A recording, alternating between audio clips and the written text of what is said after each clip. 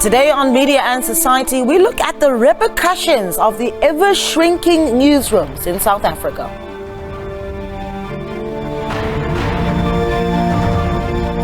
Oh, hello and welcome to Media and Society. I'm your host, Naledi Mulo. Of course, this is a show where we look at the intersection between the media and society. And of course, as usual, the show really isn't complete without your input. So feel free to give us a call on 011-714-0661 or 0662. Why don't you tweet us as well using the hashtag SABC Media Society.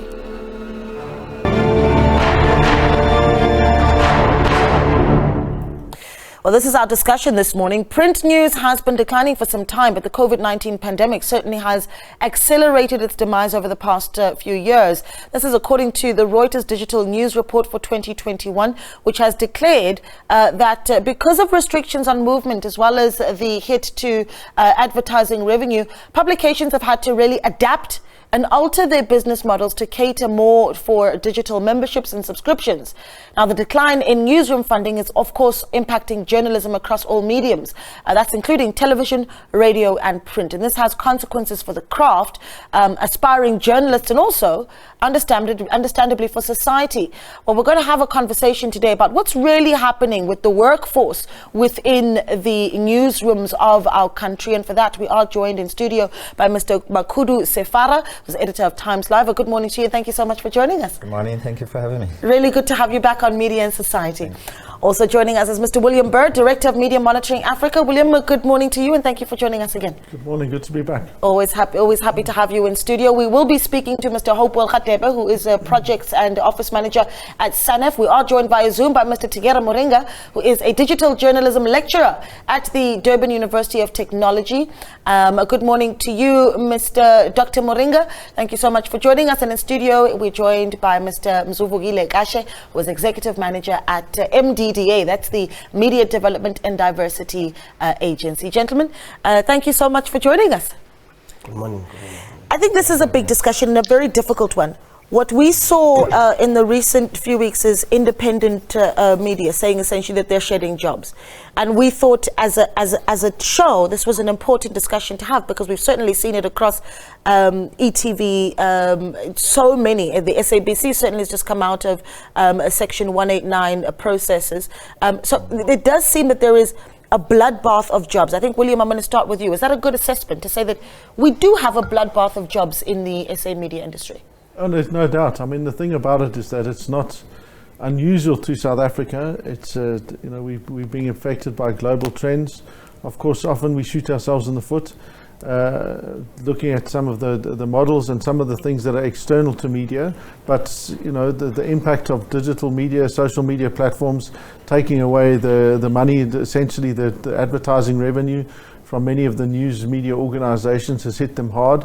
COVID, many organizations are still struggling to recover from that. Certainly small commercial enterprises are really, really struggling just because of trying to find a model that'll actually work from them. So we're lucky that some of our big news organizations are still able to cope, but you've also got certain things. I mean, our public broadcaster, they've lost a huge amount of their audience, not necessarily through any fault of their own, but because government went ahead and switched off many of their signals without really any alert, and certainly not making sure that people had access to television. So that's interesting, because then we're talking about a cutoff of even people that are watching and give, I suppose, some support to these platforms. Is this a big issue even in print?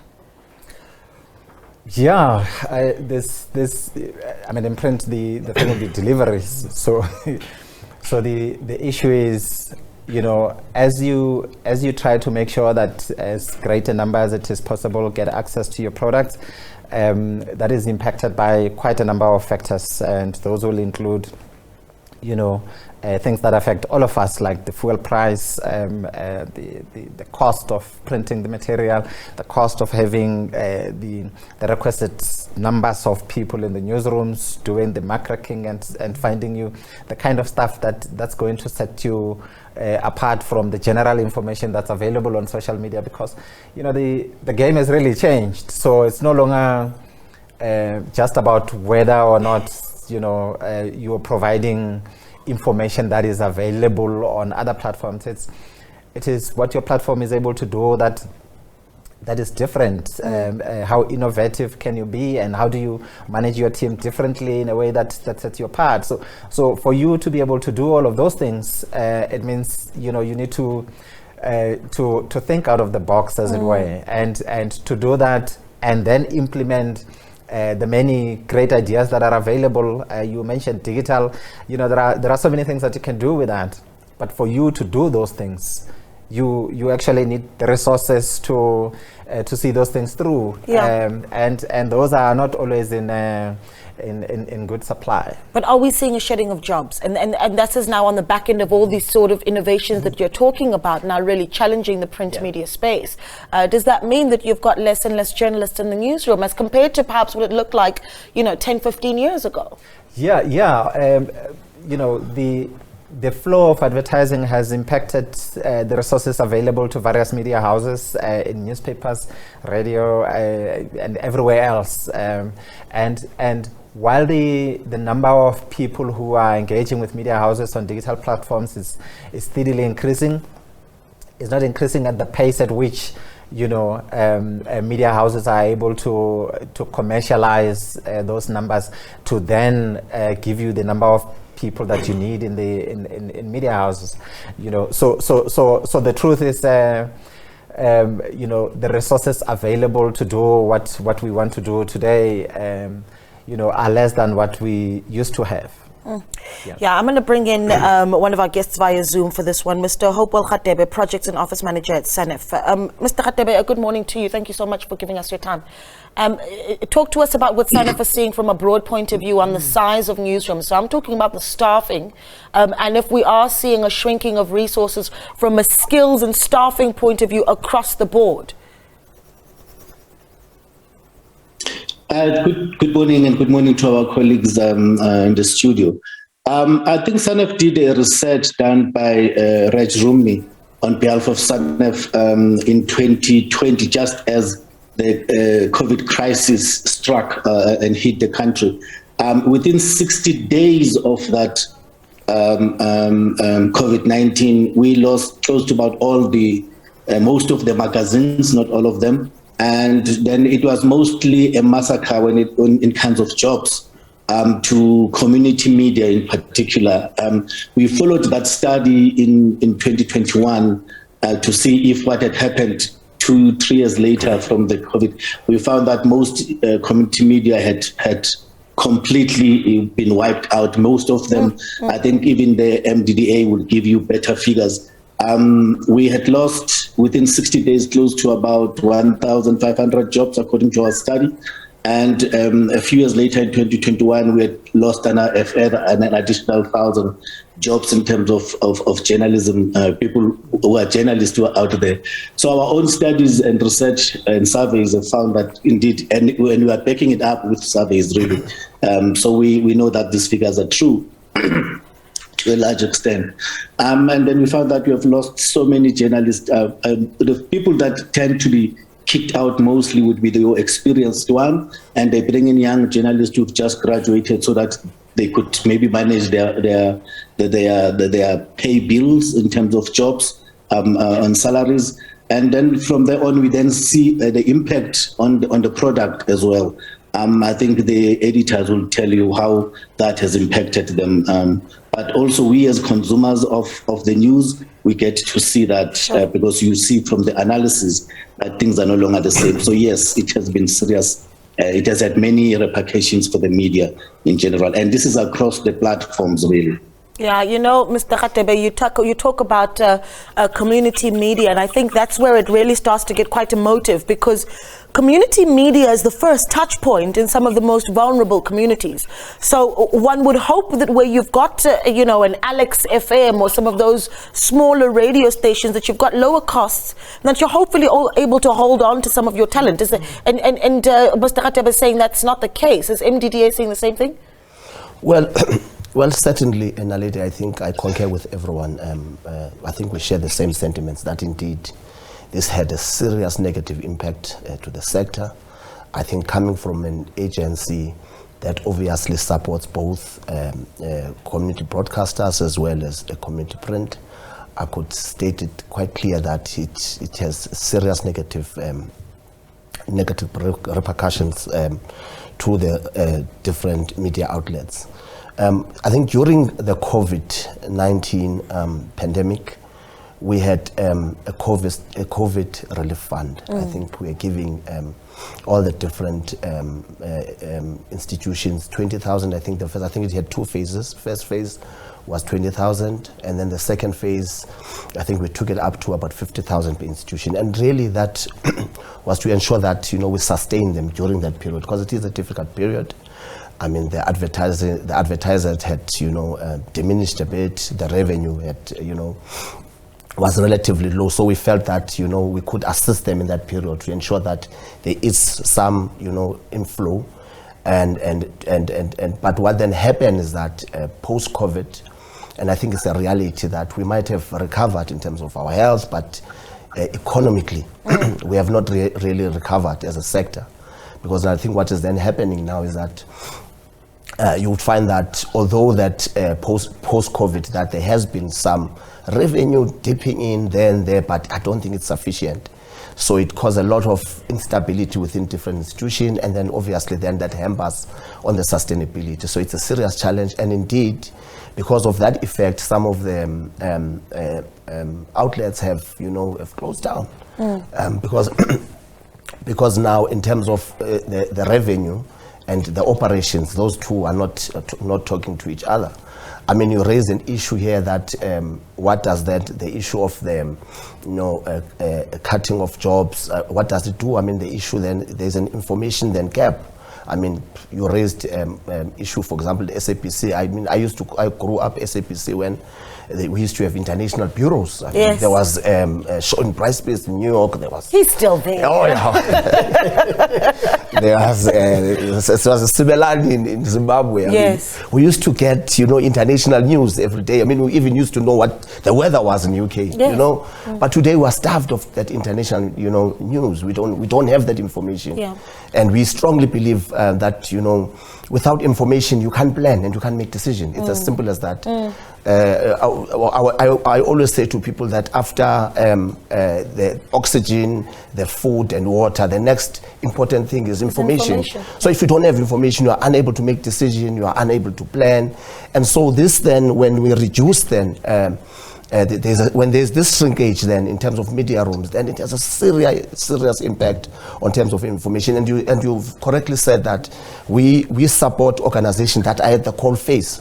So once those constituents are not getting the information, then there's obviously then we're getting a gap in our society. Yeah. Dr. Moringa, I'm going to bring you in here because I get the sense that as a digital journalism lecturer yourself, that you're sort of, to some extent, to blame for the bloodshed that we're seeing in the newsrooms. That the skills change rather is going more towards digitizing our news. Is that something that we can blame on? That we can say is to blame for the shrinking newsrooms? Well, thank you, Naledi. I didn't get the question quite clearly. Would you please? So let me put it like this: is the fact that we started digitizing news the reason why we're seeing shrinking newsrooms and people losing their jobs? Well, I would say partly. I mean, the shrinking of the newsroom started way back, and we can trace it maybe in the 90s and stuff like that. Even though in South Africa it's becoming more apparent recently with the double whammy of COVID-19 and the digitization. But I would say as things are currently, I mean, within the university setting and within the academic setting, there is more emphasis towards digitizing of each and every aspect of learning, because we're looking at what would be the digital, what would be the newsroom 5 years or 10 years from now. I'll tell you that at our institution at DUT, conversations have already started in changing and amending the names of modules. For example, we're shifting from print media to feature writing. We're shifting from all those modules and courses that have anything to do with print, with the analog and stuff like that, towards digital, and everything within the curriculum is pointing towards the digitalization of the newsroom. So I think we cannot absolutely blame the training and stuff like that. Rather, what we do within the university institution is to react towards the global changes and the changes within the digital market. So we are adjusting the curriculum towards what is required from the industry. So I think there is a back and forth within the industry. Clearly, we cannot pinpoint who is to blame, because the change is happening at a fast pace, and because we need to produce students and journalists that are responsive, that are fit towards the job market and the labor market. So we're looking towards the digitization of our modules and the courses. Yeah. But again, Yeah, I think you make an interesting point that obviously we need to start skilling the incoming journalists for what the future of journalism is going to look like, and that is going to be very digital. Yeah. There's no denying that. But William, I'm going to bring you in here, because ultimately, though, in South Africa, not everybody has access to digital news. Why does it matter that you have shrinking newsrooms? And I'm talking now for the consumer of news. Why does it matter and why should they care that newsrooms are getting smaller? I mean, it's partly the point that Mzu made about the fact that with less information, you simply have less news. What we have now in a digital world is, despite the fact that 30% of our population still rely exclusively on analog access to the SABC services. So you're still talking about a significant number of our people that don't have access to digital in any way, shape or form. So it matters when you reduce the number of journalists. The simple truth is, they don't have time to explain. If we look at MMA, we look at the number of sources per news story. Yeah. When we started in 2015, we were averaging about 1.2 news sources per story. We're down to 0.63. Sure. So it means you access less people. Less people means you have less diverse views. Unfortunately, we're on a manel today, so they're not women that are represented. It's certainly, and I noted that as well, that it is very male. But it is critical, the point that you make about representation, because we're also going into elections next year. And it is at these very critical times that you want people to have access to information. But we're going to continue with the conversation. The impact really of shrinking newsrooms and jobs being shed in newsrooms across the board in the news and current affairs space of South Africa. We're taking your calls as well. If you're really starting to see that as an issue and how you are able to access information, give us a call, 011-714-0661. Back in. Welcome back. You're still watching Media and Society with myself, Naledi Mola, right here on SABC News. So this is our discussion this morning. As financial resources become scarce, news organizations really face challenges in allocating enough funds for thorough reporting. This really does often result in compromised quality, as journalists may have limited resources and also time constraints to delve deeply into really complex stories. Additionally, the pressure to attract audiences and generate revenue can also lead to a shift towards clickbait and sensationalism, prioritizing quantity over quality. That's the conversation we're having today, and we're in discussion with Mr. Makhulu Sefara, who is editor of Times Live, Mr. William Bird, director at Media Monitoring Africa, Hopewell Khateba, who joins us via Zoom. He's projects and office manager at SANEF, Mr. Tigere Moringa, digital journalism lecturer at DUT, as well as Mr. Mzuvugile Kashe, executive manager at Media Development and Diversity Agency, or MDDA, which really oversees some of the work that is done by local media platforms. Mr. Sefara, let me bring this to you. I saw you nodding earlier when Mr. Khatebe talked about what it costs now to staff a newsroom, and how it is the more experienced journalists that are being pushed out. I saw you chuckling there, and that's been an issue for a while in South Africa, and it seems to be worsening, that we're seeing a juniorizing of newsrooms. Yeah, well, there's different ways of looking at it. It's just, I'm an experienced journalist, so it means that my career is at risk. Are you apprehensive to answer the question? Anyway, yeah. So, I mean, what Hopewell is quite correct to make the point, and the point is that from a rents and science point of view, what managers tend to do, it's a general thing. So when somebody who is more experienced resigns for better opportunities somewhere, or they are fired, or whatever happens to them, or their position becomes a vacancy, when organizations must replace those people, often the thinking tends to be, so what saving do we get from the position in order to manage costs, to make sure that the business continues to be sustainable? And then they do that, and then they appoint somebody who's less experienced,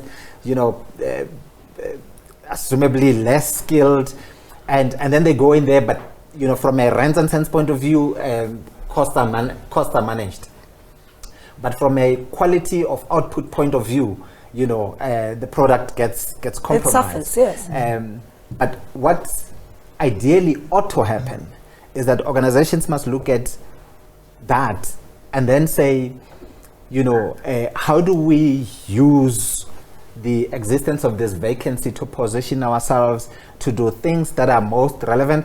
The fact that there's a vacancy doesn't necessarily mean it must, that position must be replaced with somebody who had the kind of skills that the person who has left had. It becomes an opportunity for managers to reimagine the position, and assuming they are continuously reimagining what they're doing, and to look at that and say, so what does the future of this business look like, and how are we using this opportunity to push us closer to that future? I see you. I need to step in because I see you being a visionary here, and I think that's understandable, right? To be a visionary leader who says, "Well, let's leverage on the opportunity that this gap gives us, but then let's talk about the skills that you are getting as they come into the newsroom. Are they ready for speaking to, going into a press conference and facing, the chairperson of the African National Congress or the leader of the DA, and ask them the tough questions that need to be asked? I mean, these are critical questions." Yeah. But it doesn't mean that even as you're becoming a visionary and as somebody who's looking into the future and how the business must mutate and change, and that you must stop thinking about that. Yes. You must try to find a balance between those two, because there are serious challenges. So as you look at replacing people who are leaving, you must look at the skills that the other people are bringing, but also consider the kind of experience. But as an organization, at the same time, you need to say, how are we preparing even the people that we have here? Yes. How are we changing what they are doing? How are we equipping them, even if they came in as print journalists? How are we equipping them to be able to do the things that the business requires in the future? And if you don't do that, the noble ideals and the force for good that journalism is, and its place in a democratic society like ours, just fizzles out, disappears, because the business isn't able to respond appropriately to a changing environment. Let me create an enemy for you on the set right now, just for a moment. I think Mr. Zhu is your biggest enemy, perhaps, in the issue that you're dealing with, in the sense that for many media practitioners, it is community level where we begin our careers. That's a simple fact. And that's where you've got national platforms like Times Live, SABC, ENCA, the list goes on and on. A lot of them will come from your ranks, and that if they have an issue of funding and resources, but they rely on the skills that are coming in, that's where you plug in, right? No, that's correct. I mean, community media is the breeding ground. I mean, we, as you correctly say, that's when they come in, that's when we train them, and most of them we lose them to the mainstream media. So for us, I think, because really we're not really employers, so in terms of whether the old are leaving for the new, I think for what is important is that we need to harness the investment of training these journalists that are coming through the community media, because most of them, as you can see, they are most of them mainstream journalists are coming from community media. They're from there. And you, from time to time, you'll hear them calling us and saying, look, we want to assist because we are coming from these organizations, and how do we, plow back, So I think it's important. But this issue then of digital and print, I think that our colleagues have talked about.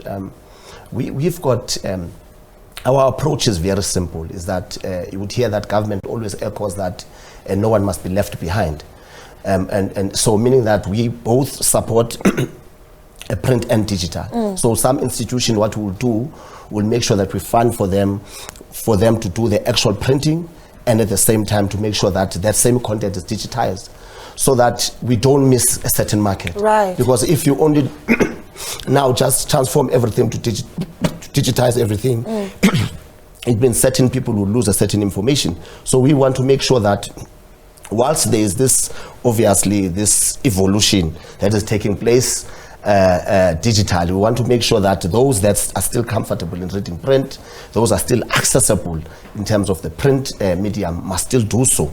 Because as I said earlier on, what is always important as a country and as a society, that the information, we must never have gap. And I think that what has happened before 1994, where we find that the gap, the information is managed. So we want to make sure now that every single person has access to some form of information. Yeah.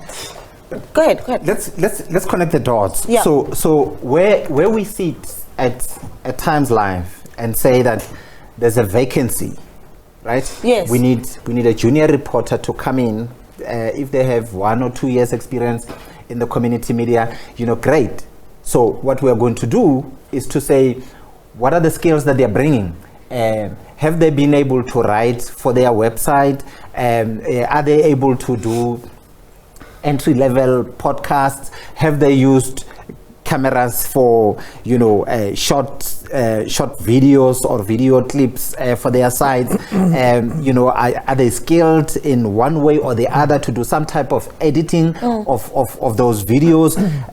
Which then goes back to the initial question you were asking to Mr. Dr. Moringa. Yeah, to Dr. Moringa, that how are you training these people? And it's not just the skills that we're looking for from what they did in the community media when they were there. It's also let's look at what you studied. Yeah. What is the content of what you were studying? If you don't when we look in there, because if you look at an organization like Times Live, you might think, this is a website.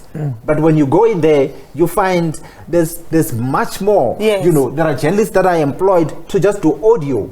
They go around with microphones, interview people, edit the sound and clean up the sound.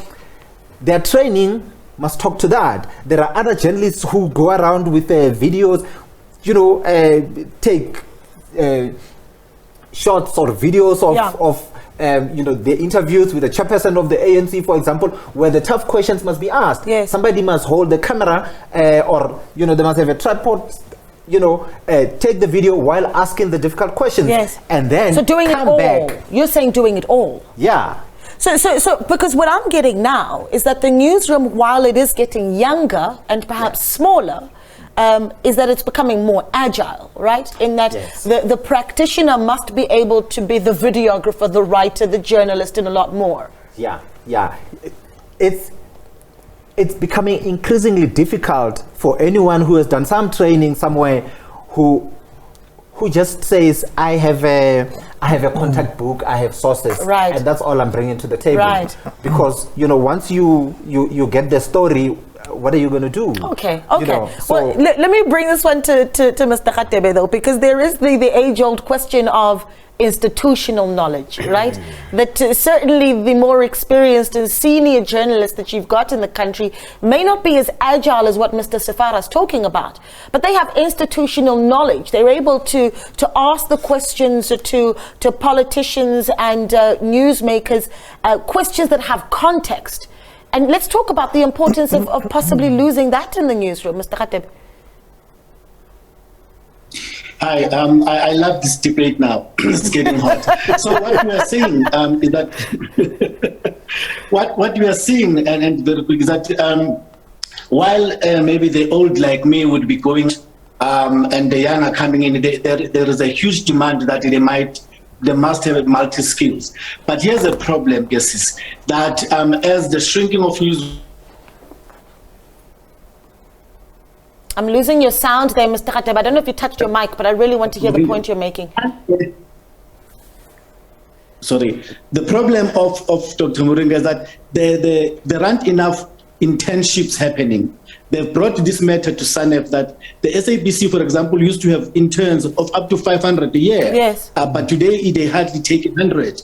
Many newsrooms used to have 20, 30 spaces for young journalists to go and train, and then so that they go back to university and get their certificates. But they don't have that space because the newsrooms have shrunk. There aren't budgets to do that training for those multi-skills that they are needed. So there is a domino effect here. Not that is it shrinking, and not that are they losing the journalists who are experienced, who are very good at helping with the training, is that the young ones are also not finding an opportunity to get to do the internships, and therefore they come in the newsroom without that skill anyway, that they've not had the chance to practice it. So it is what you call, we are between the hard surface and the rock in this profession, because we are now trying to an extent that we are now going out trying to fundraise that we get companies that would assist what you call, let's say, a community media, and pay the salary or the stipend of a journalist who needs to be trained, because this institution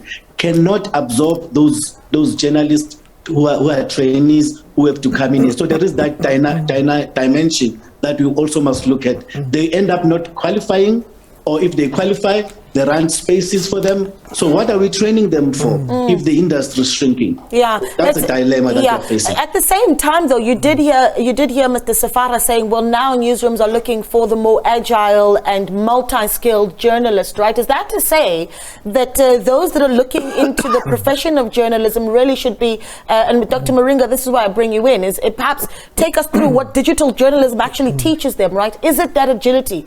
And then, are they getting absorbed? Are they, because it's all good and well for us to create these agile journalists. Are they getting absorbed by newsrooms? Thanks, Naledi. Like Mr. Radebe said, this is an interesting debate. Look, the journalist who's trained, I mean, we're preparing a journalist, a student journalist with all skills that are required. I mean, they go through from print to digital to social media to social networks and stuff like that. But now the challenge is, in as much as they're trained, they should have a section where they are expected to go for an internship, a year or something, or a year or 6 months, and come back and be equipped and therefore be prepared to go into the mainstream media as a journalist. Now, that has not been happening mainly because of the shrinking of the space. You'd find that when an institution is retrenching, for example, we have the most recent example of independent media, they would look at who is bringing most value to the organization, who is the journalist that we can do without, right? Then they are left with those that they think these are going to add value and are going to be pivotal to the functioning and continuity of the organization. Now you are coming in with a graduate who is coming from the university with all these skills, but the issue of contextuality, the issue of institutional experience and knowledge and all that is more important than you just having been trained for 3 years with skills that you haven't applied and tested anyway. So that's the challenge that the students have. In as much as we are preparing them with a degree that is responsive to the needs of the labor market, they are not being fully absorbed. We have a number of students who graduate, they are still sitting at home 2 years, they have a good degree, they've done well, they have a website, they have all that. But now, because the labor market is not big enough to absorb them, and now their skills are going to waste. You see them on Twitter, you see them on TikTok making videos like everybody else. So at the end of the day, in as much as they are equipped with digital skills, print and everything, the internship part is that which we need to revise and come up with a model that will enhance that. The moment you are doing your second year or third year, you need to get into that internship. Yeah. But now, because of the funding now that is no longer available within the institution, they cannot be absorbed. If they are called in there, they are called in there to do a 1 hour, 2 hour, no payment and nothing. And this is somebody who has a life to live. They need to cater for their transport to be there. They need to cater for their lunch when they're there. But when they are called with the institution, they are not offered anything. Yeah. So at the end of the day, you'd see that the student journalist who has graduated with all these skills, they are put to waste simply because the space is shrinking. Yeah, that's and sad. The institution is preparing to have somebody who is well versed and who is well skilled. I mean, you wouldn't take somebody who just graduated to go and interview Fikile Mbalula. Of course. I mean, they will not come back with anything. So the institution will rather have a few number of journalists, but who are seasoned and who can bring value to the institution. Yeah, I mean, it's sad what you talk about, that slow absorption then of these students that are coming out energetic, because you're right, they go and they create their own platforms. They become very entrepreneurial, and that's when you end up with content creators on social media that don't have the credibility of a news brand that gives them weight. But this really isn't just a South African problem. You've got a BBC, for instance, that have had similar challenges, where BBC News Channel has lost close to 1 million viewers in the UK. This is after it merged with BBC World News as part of the corporation's efforts to slash costs. So we're not facing this battle alone, but what does it mean then for the future of factual storytelling, not just in South Africa but in the world? We're going to start looking at solutions, perhaps some innovative ideas of how to upskill and resource our newsrooms. After this, stay with us.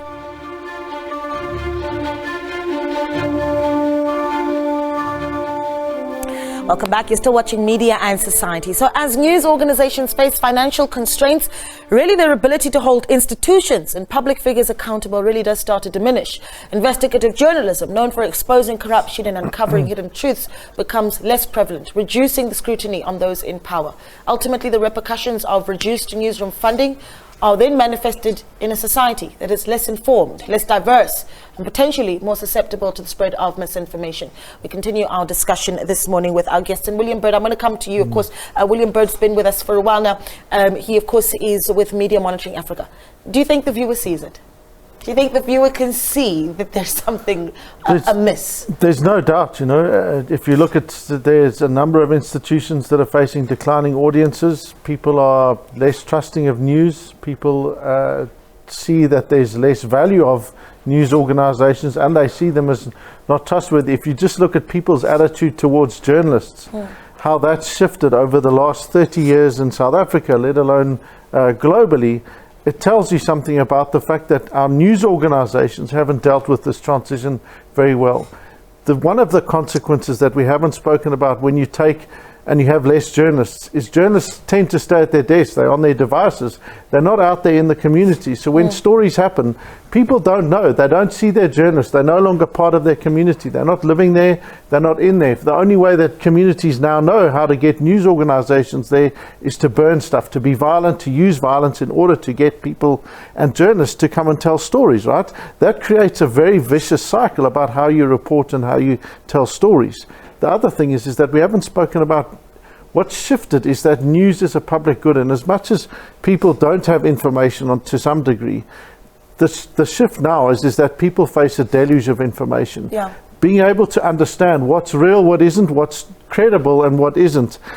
News organizations now have to do a number of things. Firstly, they have to hold power to account, which they do, and there are innovative ways of doing that, right? You see small, independently resourced, just focused on doing that, whether it's health like Becky Siso or investigative journalism like Amabi, or organizations that have their own investigative units that do those things. You can find ways of doing that, but what you still need to be doing is talking about news as a public good. News is something that allows you to make an informed choice and to know what's really going on there, because you'll see all sorts of things on your social media feeds. You have to know what's real, what's credible, and what do I believe.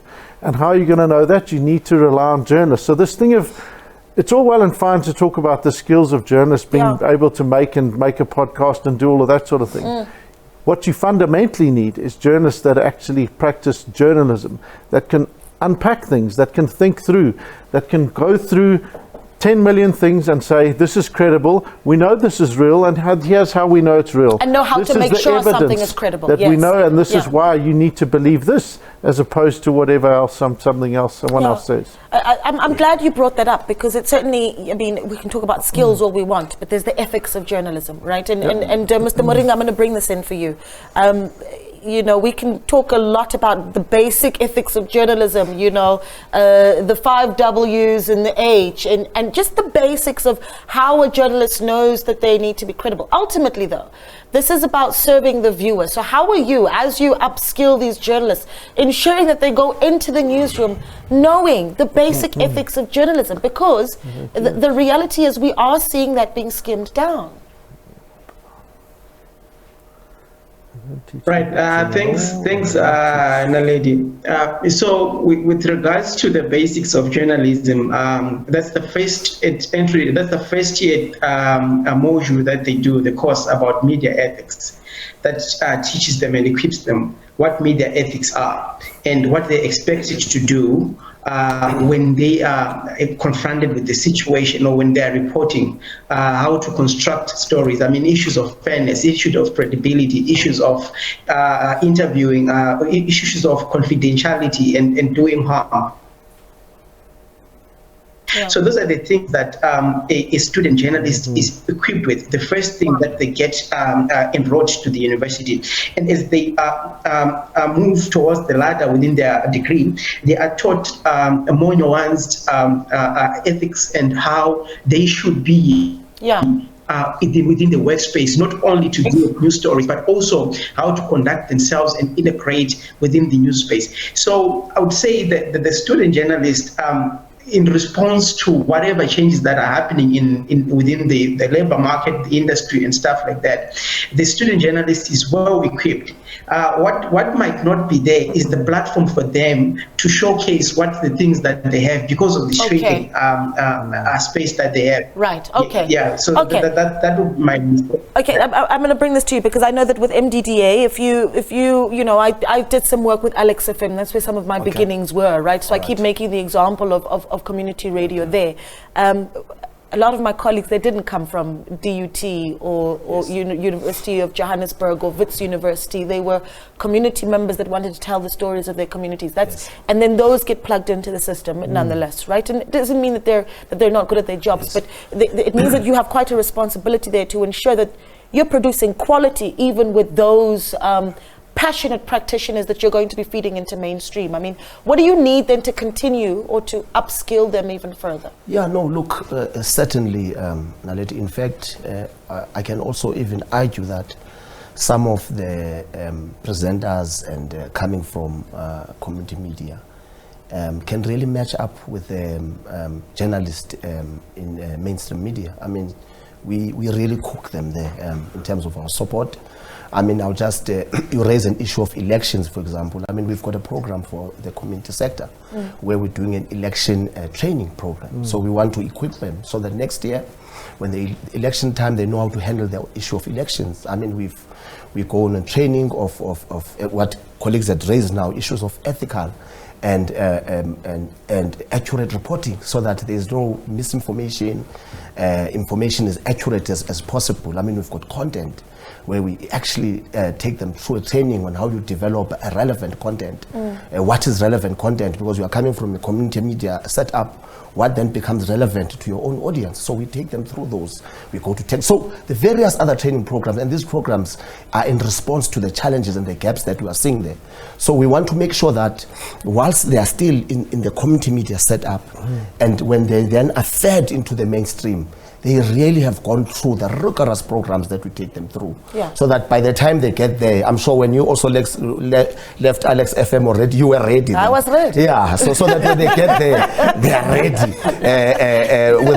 with a minimal coaching. They're able to get there and swim. I think that is the plan. So irrespective then of their academic qualification, when we get them there, we make sure that we equip them with the necessary skill so that when they meet their colleagues at a mainstream level, they are ready. They are ready. There are no issues. I love that. Mr. Safara, we're moving towards wrapping it up, but we still got some time. But I'm keen to hear, what your game plan is. I mean, moving forward. You do, like Mr. Khatebe said, media houses really are caught between a rock and a hard place, right? How do you intend to continue really managing, holding some of your institutional knowledge, bringing the new skills in, and still keeping a well-resourced newsroom?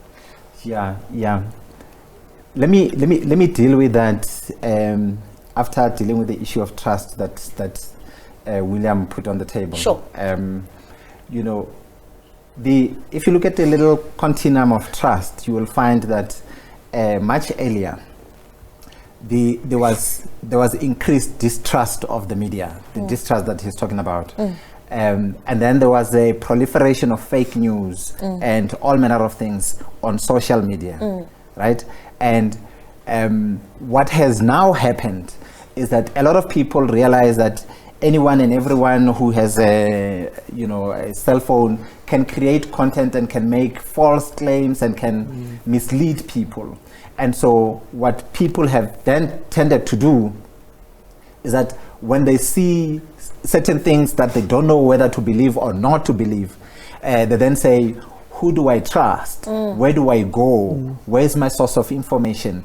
And that, drives them back to the main news platforms. Yes. And then they get to us. Thank goodness, and then, So when they get there, to your question, what do we do to make sure that, what we put on our platforms engenders that trust, keeps the reader and so on and so on. So the thing for us is that, you need to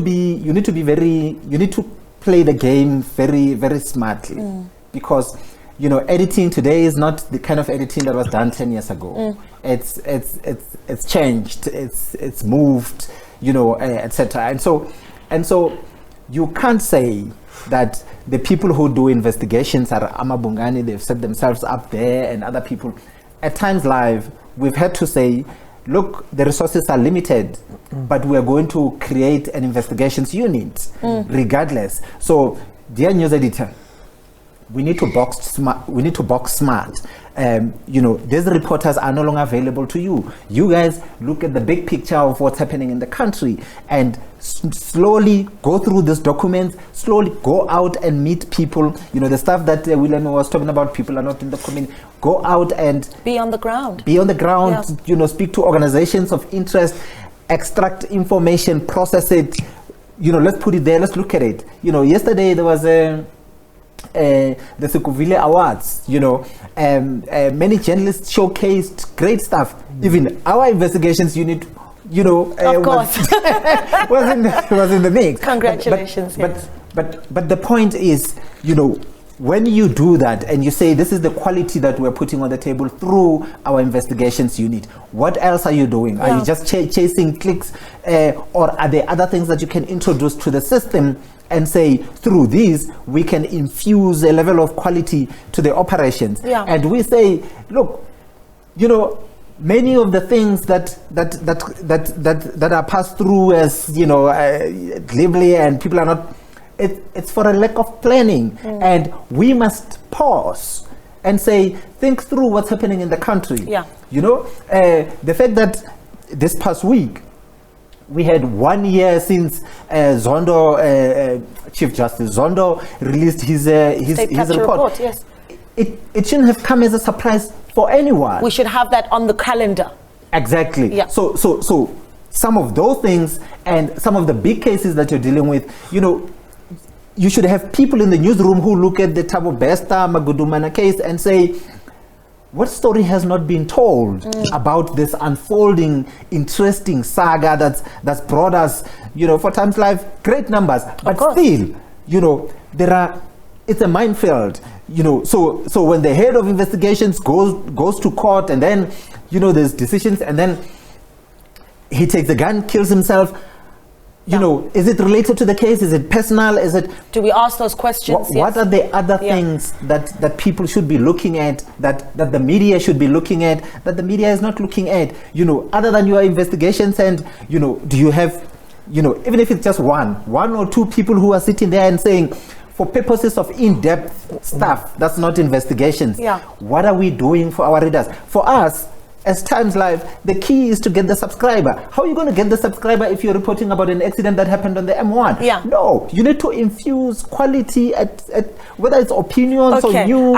I need to jump in, but I really appreciate the energy, because essentially this is what newsrooms need to feel like, right? That sense of curiosity and energy about where the gaps are, and leaving the question and seeing the question marks and then chasing the answers. Mr. Khatib, I want to wrap with you, right? For the viewer who's watching and says, hi, Bo, if you guys are telling us that the newsrooms are shrinking, why should we trust the newsrooms, right? How do we reassure their confidence? I think lastly, and perhaps you've got some innovative ideas that you can think of how newsrooms can continue to resource themselves. We certainly have seen, you know, organizations like Daily Maverick even go out and ask for, you know, people to contribute towards their business model. Indeed, we ourselves we are funding at least 15 community media that we are helping to migrate to digital.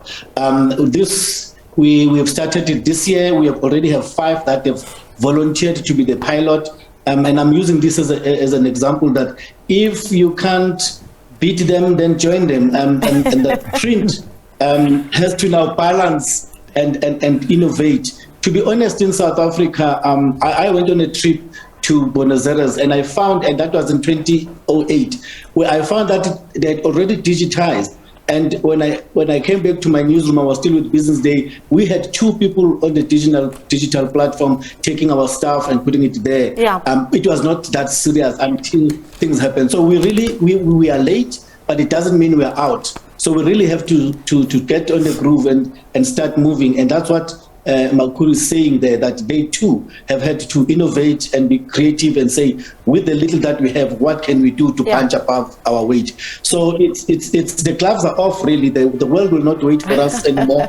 If we are down, it will kick us while we are down. So we really have to get up and do it. Yeah, really good point. Thank you so much for speaking to us, and of course reminding us there of just how resilient our newsrooms really are, regardless of how they're shrinking and how many journalists live on the brink of losing their jobs, but they go out and they give you the best that they possibly can. Thank you so much to Mr. Hopewell Khatebe, Projects and Office Manager at SANEF, Ms. Dr. Tegera Moringa, Digital Journalism Lecturer at DUT, Mr. Mzuvugile Kashe, Executive Manager at MDDA, William Bird of Media Monitoring Africa, and Makulu Safara, Editor of Times Live. From myself, Naledi Mulao, and the rest of the team, have yourselves a fabulous Sunday.